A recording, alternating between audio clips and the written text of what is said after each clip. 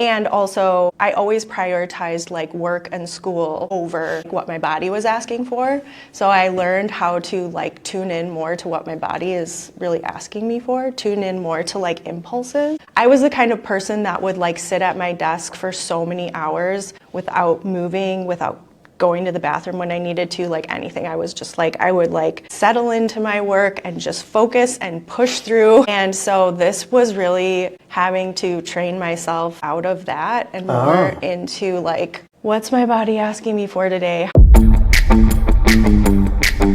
You have found Authentic Business Adventures, the business program that brings you the struggle stories and triumphant successes of business owners across the land. Downloadable audio episodes can be found in the podcast link found at drawincustomers.com. We are locally underwritten by the Bank of Sunbury, and today we're welcoming / preparing to learn from Annie Kubena of the Garden Mind Body Wellness. So Annie, how is it going today?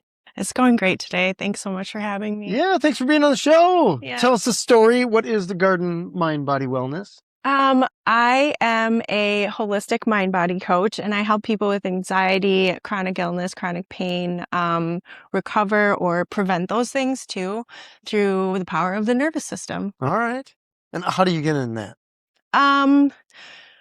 It's really a passion I have because of my own like decades-long health journey.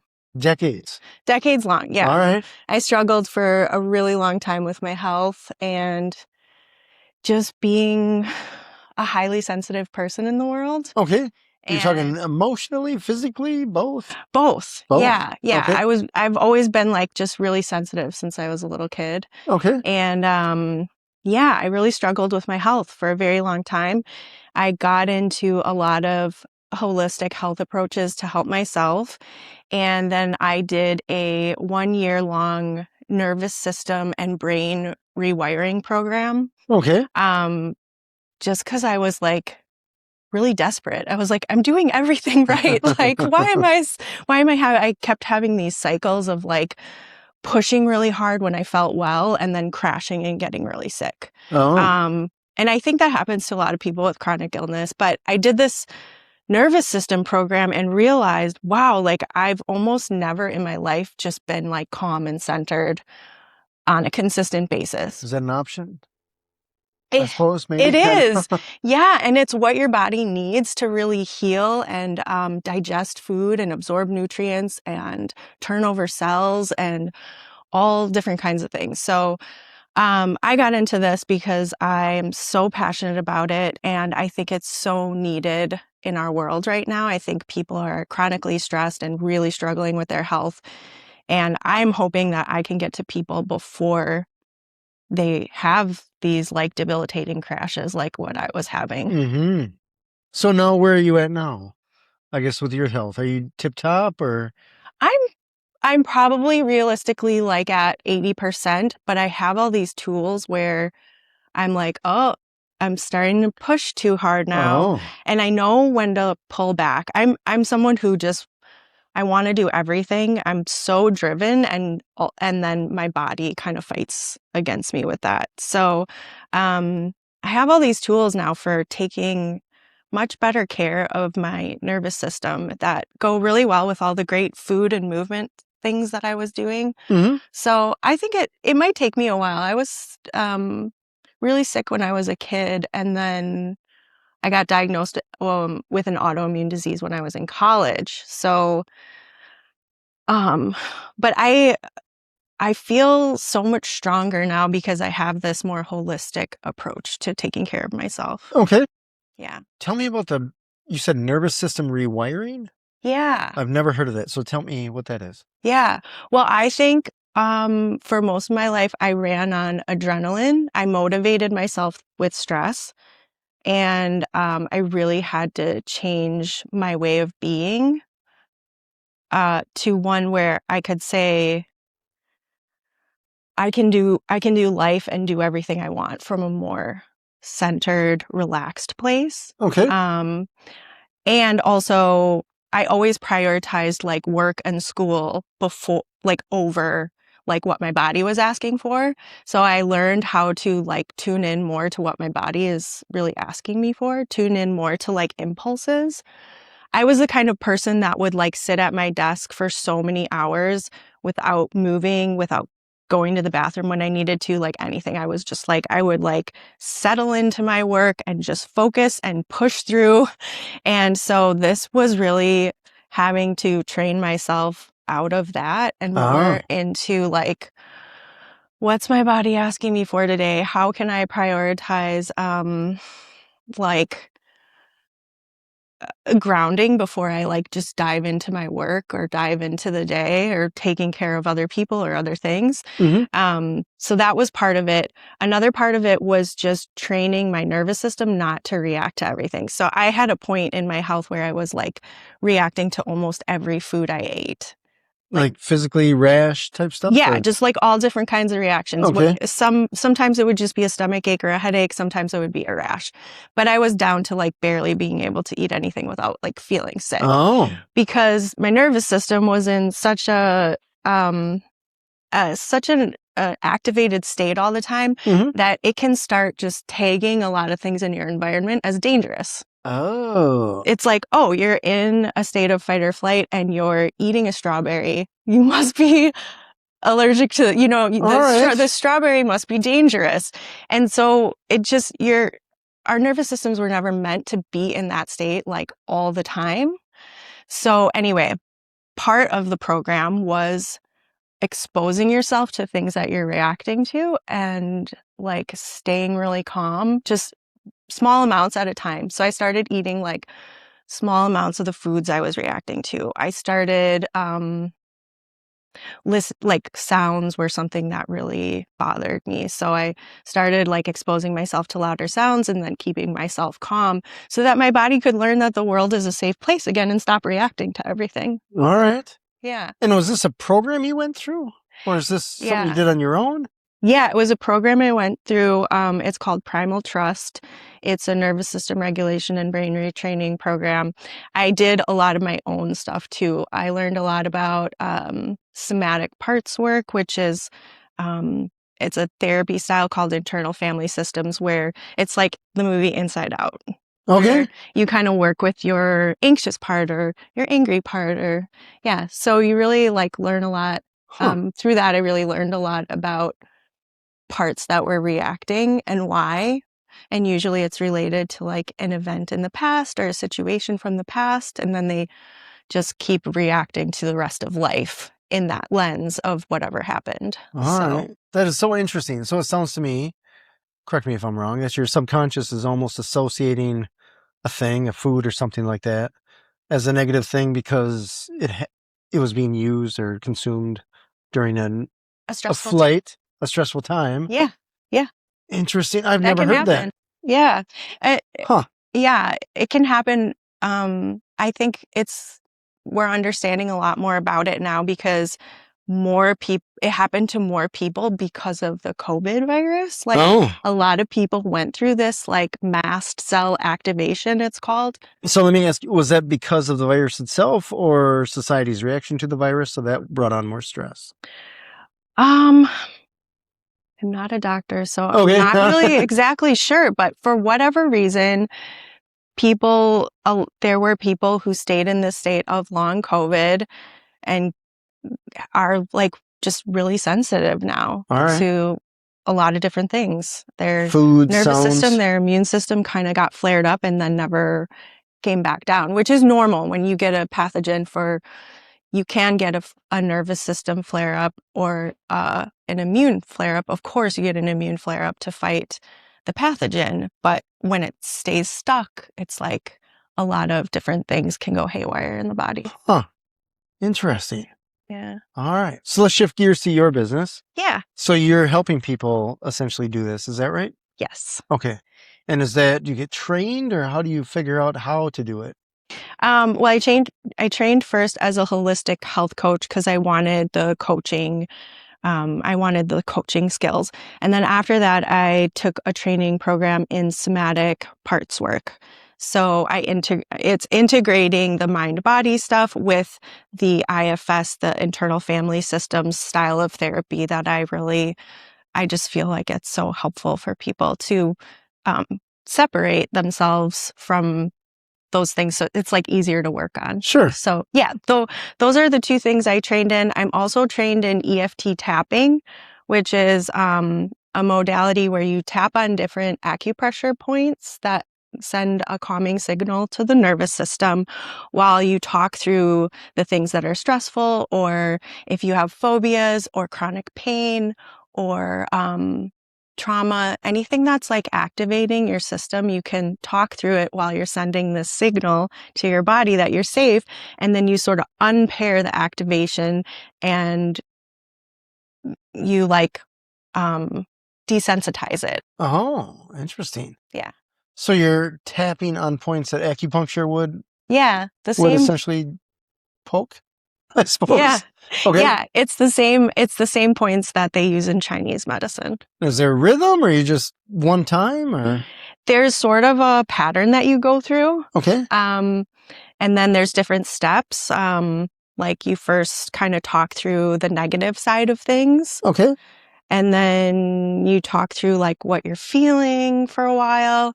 And then after you go through like feeling all the kind of like difficult feelings and stuff, then you can end it with like a positive spin, or you can go to a safe space like in your mind.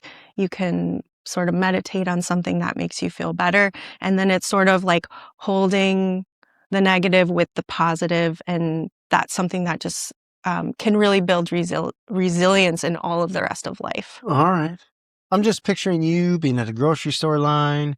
Someone's having a bad day in the line in front of you, and you're just tapping them on the shoulder, and all of a sudden they're like, "Oh, I feel way better." I don't know. I think I might get in trouble for that, but it would be a weird thing to do in public. But there are points. We have points on our fingers that we can squeeze or tap if we're like in public and feeling. So you anxious. tapping on yourself? Yeah. Okay. So you can tap on yourself.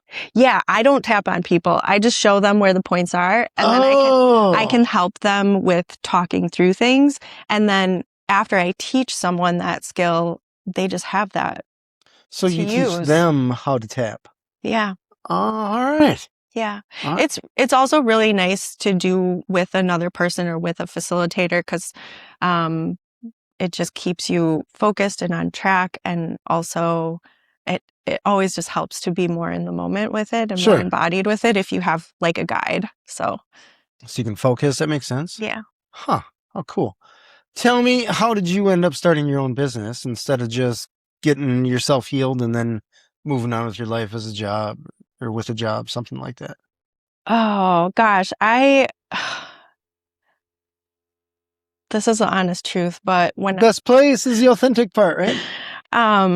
I mean, I always felt really called to help others because of what I've been through and how much I've just fought through. I feel like I fought through so many really difficult times in my life with my health. But there was a moment where I was at my sickest, and I was like not sure if I was going to make it. Oh. And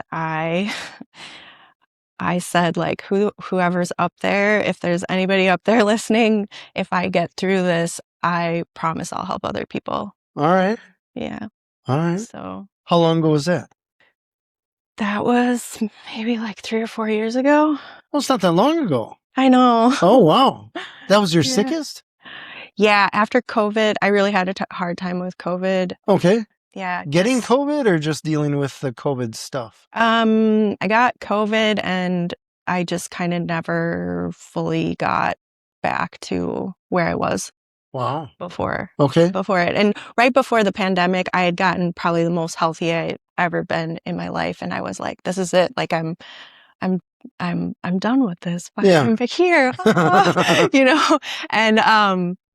And yeah, I don't even know if I was super scared about the pandemic. You know, I didn't feel like, I've had like immune system stuff for my whole life, but I wasn't super, super scared of it. But then after, it was probably like, I just sort of kind of was like nosediving for like a whole year after I had it. And I kept trying to get back to where I was. Yeah. I kept just kind of slowly getting worse. And then I got really bad and found out it like activated chronic Lyme disease and Epstein-Barr virus. And, Wow. but that was a huge aha for me because now they've actually linked I was diagnosed with lupus in college, and they have actually linked Epstein-Barr virus and lupus in a really recent study that just came out. Huh. So I was like, oh, this is interesting and amazing, and like Right. this might be, the thing. But those are all viruses that really affect the nervous system. So I really had to that nervous system rehab that I did was really powerful. So then did you get into that again to get that, to help fix that? Or how did you get out of that lull? So I found a treatment that worked really well for these pathogens. Okay. You're talking medication of some kind? I did homeopathy. Okay. Because I'm super sensitive to Right. everything. So I didn't want to do like massive amounts of antibiotics and medications and stuff for it. Right. So I found a homeopathic approach that really worked well and helped me. It's also something that I'm in training for right now because that's one of the things I want to help. Like really sensitive people respond really well to homeopathy, and that's something I want to provide for them. So also training in that, TBD on when I'll be ready. But yeah, so I did that, but I noticed that when I came out of that and, all the pathogens were calmed down and everything, I still had this like nervous system activation that was really kind of affecting my life. I was still just like super sensitive to everything. Okay. So that's when I found the nervous system rewiring program. I read about it in a book about Lyme disease, and I was like, okay, I'll try this. All right. And I didn't really I was like so skeptical because I was like, how is working with my mind going to change what my body's doing? I just felt like, I don't know, but I'll try. I was like, I'll give it a try. And it was really profound. So yeah, it's all connected, right? Yeah, it's all connected. It really, once that clicks, you're like, wow, it's just our bodies are so amazing in what they can do in either direction. Yeah, right. Yeah. They don't come with instructions, but yeah. Yeah. Interesting. Tell me about the name, the Garden Mind Body Wellness. Yeah. Well, I'm a gardener. I'm an avid gardener. I love growing things. I grow flowers, and I'm super into like native, like prairie restoration. And my dad does prairie restoration, and I have someone in my band does it. So I love that. And I also started gardening a few years ago, and it was like this kind of peaceful thing for me to do to really be like in the moment.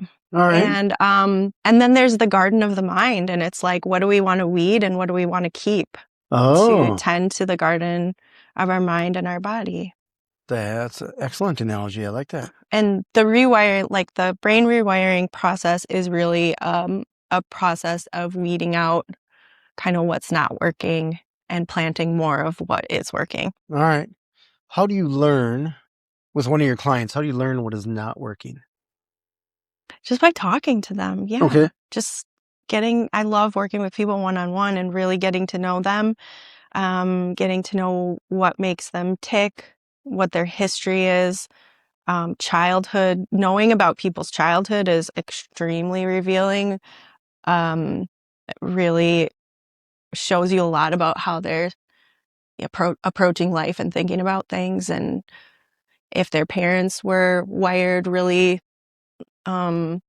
really activated all the time, chances are that that's just what their nervous system learned, was to just be activated all the time. So, yeah, I just listen and try to learn as much as I can from people. And that really helps me figure out what's going to work best for them, like knowing how they learn, knowing what motivates them, that kind of thing.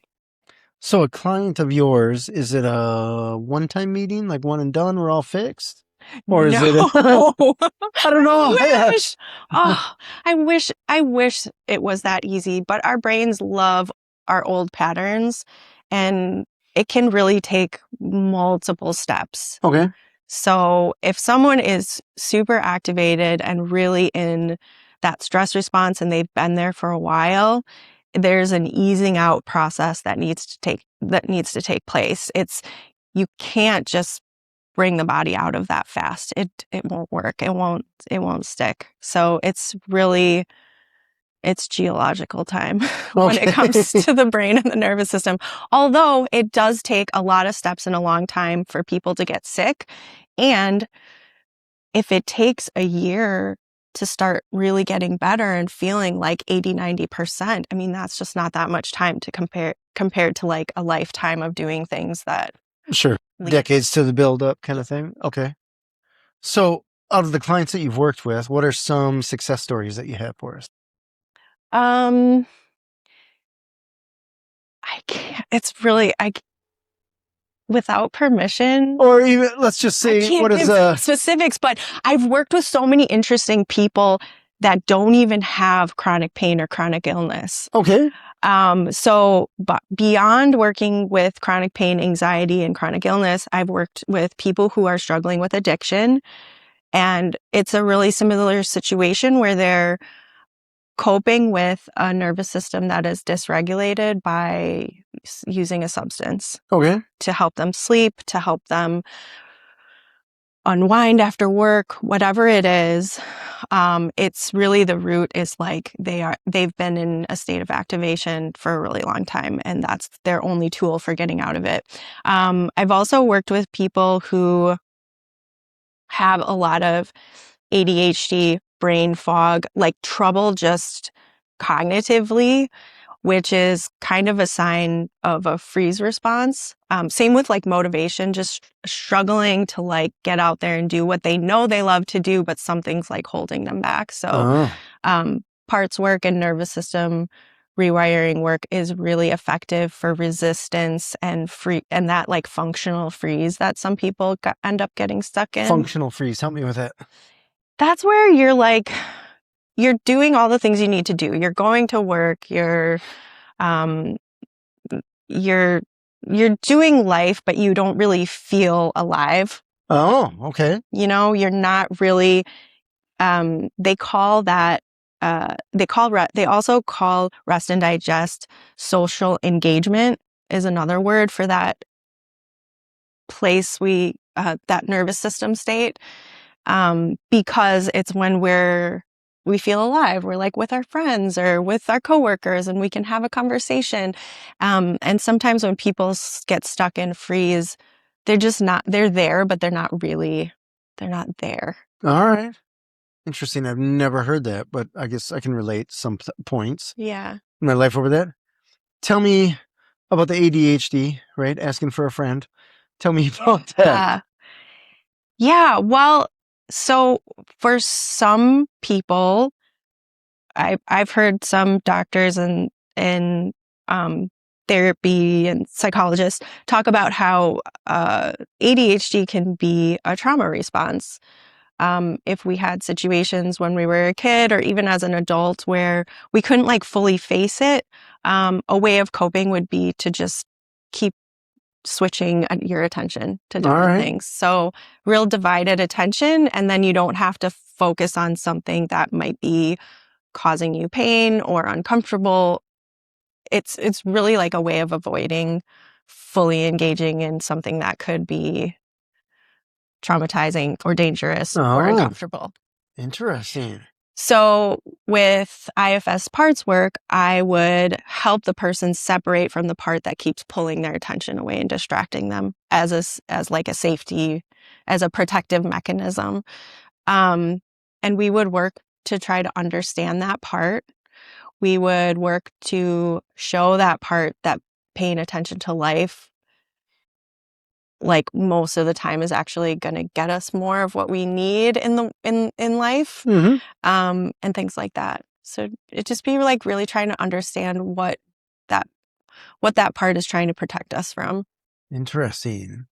So I have a coach, and my coach gave me the assignment today of essentially focusing on one thing. And I'm like, this may be the hardest assignment I've ever gotten since that one story problem in 7th grade kind of thing. Like, focus on one thing? Like, you got multiple monitors, 57,000 tabs open. How am I supposed to focus on one thing? That seems crazy. It gets harder and harder the way that we get information and how much we get interrupted throughout the day. I really think that's a huge part of it too. So training your attention, forcing yourself to like set a timer and just pay attention to one thing for even 5 minutes or a half hour. Huh. Because we're just getting untrained from that all the time with like how we're getting pinged everywhere all the time, all day. Sure. It's interesting. It's a real struggle. For it to be, you mentioned it as a trauma response, because I'm thinking like, man, I feel like it served me quite a bit. But on the counter to that, I don't know that it has. Maybe it hasn't because I haven't been able to focus that much, right? I mean, the other thing it can be is for people who are really intelligent who weren't given the opportunity to use their brain enough in school. They gave themselves their own challenges to kind of go off and think about and daydream about. Let's choose that one. Sure. Yeah. I mean, that one's real too. All right. I think for a lot of people. Interesting. So when you see people out and about in the world, I imagine there's not one person that you meet that you're not like, oh, I could help you a little bit. Yeah, I feel like right now everybody needs a little bit of nervous system help. Mm-hmm. And it's hard because people really have to want to make the time to do it, and it does take some extra time. Fair. If you don't want to get up an extra 15 minutes early to like sit and do some vagus nerve exercises or, whatever it is, then it's like, well, you got what you got. But the people that do want to make time for that and do really want to feel better, yes, I'm just like, yes, please let me. I hope like you let me help you because I just love it so much. And when I see people shift and grow, when I see people start experiencing the world differently, and changing old patterns that don't work for them anymore, it's like the best. Yeah, I bet. Like the best thing ever. I bet it's going to be a good feeling. Yeah. It's interesting because when I was younger, right, way back in the day, I felt like you knew people or you heard about people that either went to therapy of some kind, whatever it was. And you're like, oh, the rest of us are normal. And these few people that go to therapy, they're the ones that have a problem. And then as you get older, you realize, nah, everybody's got some baggage. Yes. Everybody's got something going on. Like there's no normal versus the few that are not normal. Right. It's almost like the normal is broken, for lack of a better word. I don't necessarily know if that's the right word, but everybody's got these challenges, right? And the great majority of us don't even address them or don't want to address them. Yeah. Or for fear of like, if I admit I have a problem, then that means I have a problem, right? Right. Or if I just say, nah, I'm cool. No problem, right? It doesn't exist. Sweep it under the rug where it belongs. Yeah, just ignore it. Yeah. So it's interesting, I guess, because I look at the evolution of where we are as a society, right? Think 50 years ago, stuff like what you're doing probably didn't exist. Or if it did exist, it was way outskirts. Yeah. And as it gets more and more acceptable or more and more people start practicing it, then it becomes more common. And then it's not so rare, and then more people do it. Yeah. Like, it makes me wonder where we're going to be in 50 years. Everybody's going to be in therapy. I hope. I mean, if we think of this as Earth School, like therapy is something that can help us learn more, I just think like on a soul level, if we think we're here to like learn something and become better people, like why not get all the help you can doing that? Fair. Tell me about Earth School. You said that. What does that mean? Earth School. Oh, I always just a lot of my experiences in this life I've had to sort of look at as learning experiences so I don't get super negative or down about them. Just seeing things as a learning experience and trying to take away the gold from it, like mining the gold of that hard work. So yeah, I don't know. I kind of see Earth as like a school. That's fair. That's fair. I get that. That's you succeed or you learn. What doesn't kill you makes you stronger. Yeah. So I like that. Yeah, we're all just here practicing. I love it. All right. Interesting. So tell me, when you do therapy Would you call it therapy? I call it coaching. Coaching. Okay. When you do coaching with someone, is it in person? Is it remote? Tell me more about the logistics. Both. Yeah, for a while I only met with people on Zoom, but now I'm meeting with people in person as well if they're in the area. Meeting remotely is great because you can be anywhere and it saves a lot of time, I think, for people. So, yeah. It's interesting, I guess. Tell me about your perspective working with someone remote versus in person. Yeah. Because I feel in person is light years ahead of remote. But that said, you don't have to get on a plane to do remote. So maybe there's value in that. So tell me about your experience remote coaching versus in-person coaching. Honestly, when I first started doing the coaching, I was like, oh, it's a drag to like meet with people on Zoom. I would so much rather just meet with people in person, and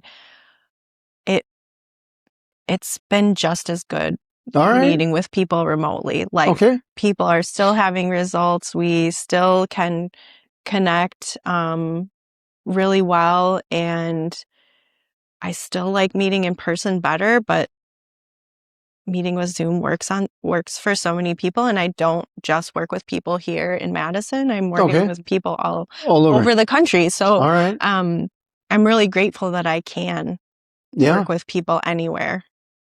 I suppose that's one of the good things that came out of the pandemic, right? Is Yeah. Zoom and things like it really figured stuff out. So much on Zoom. Yeah. Can you hear me? Tell me, let's shift gears into marketing.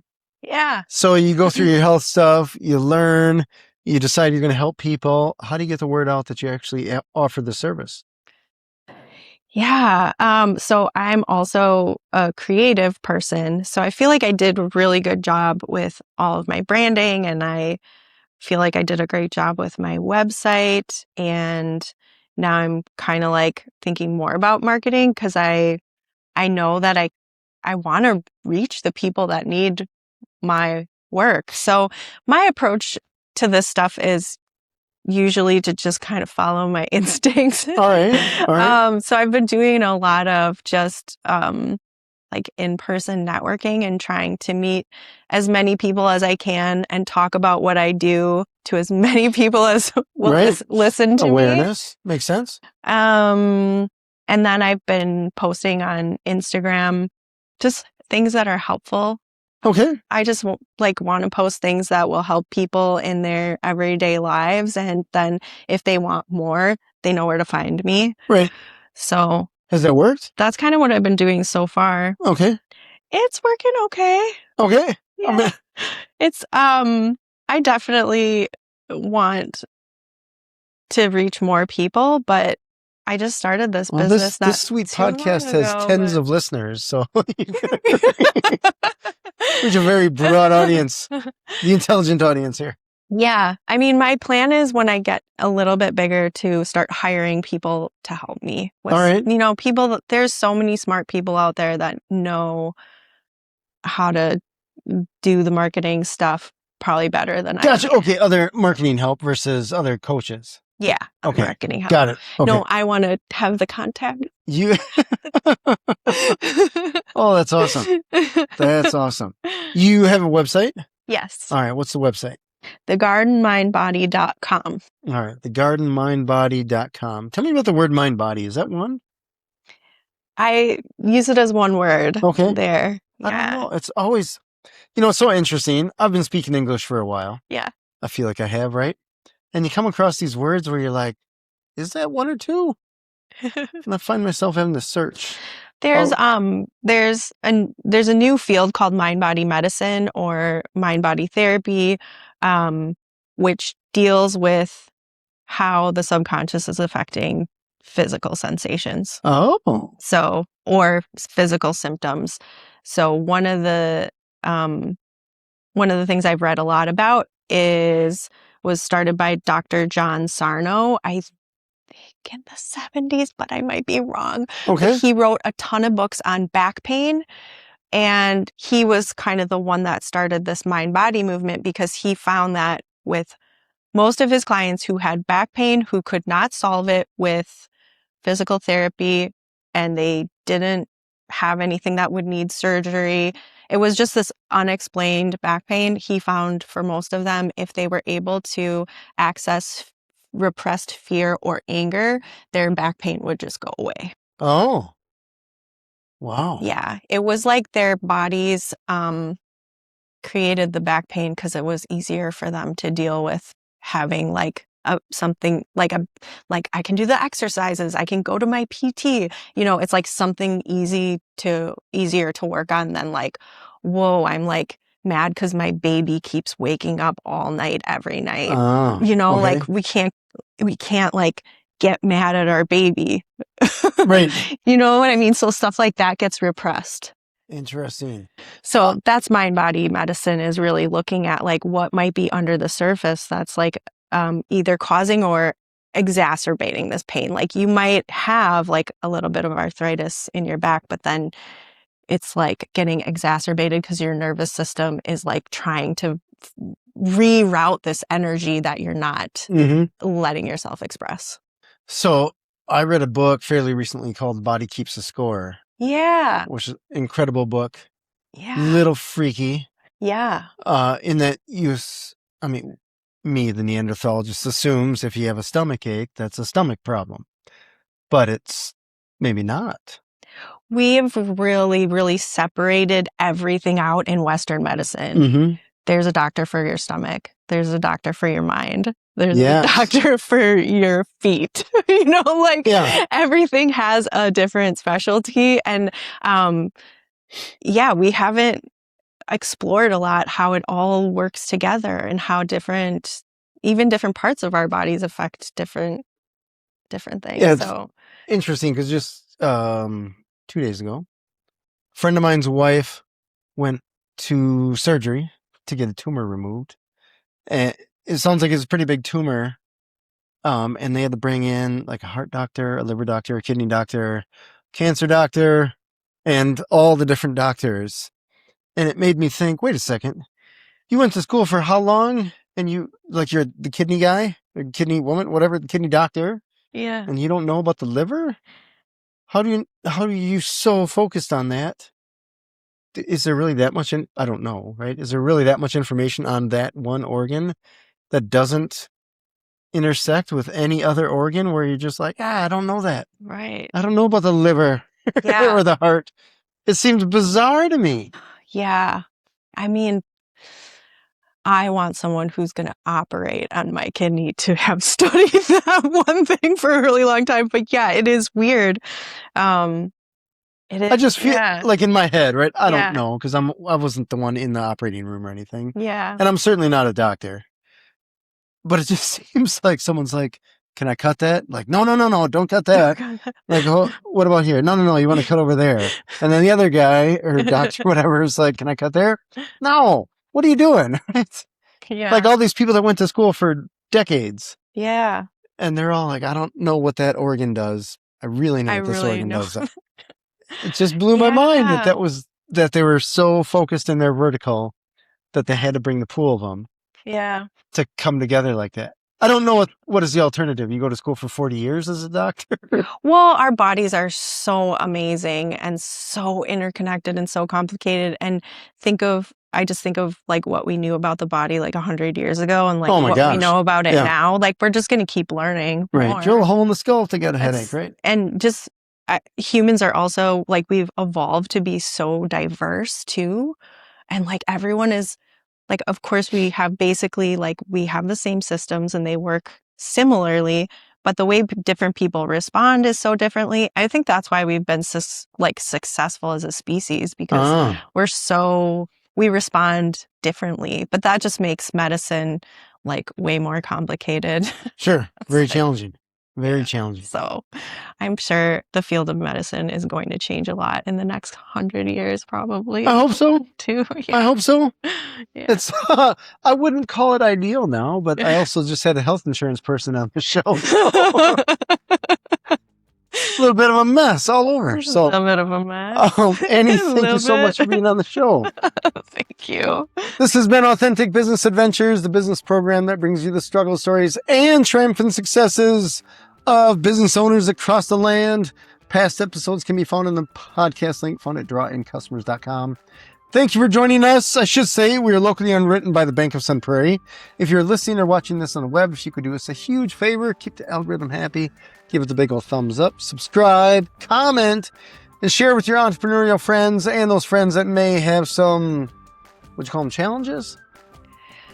Issues, concerns, Health concerns. health stress, concerns. Stress, addiction, sleep, pain, anxiety, chronic symptoms. All right. Well, we checked the box for everyone there. Yeah.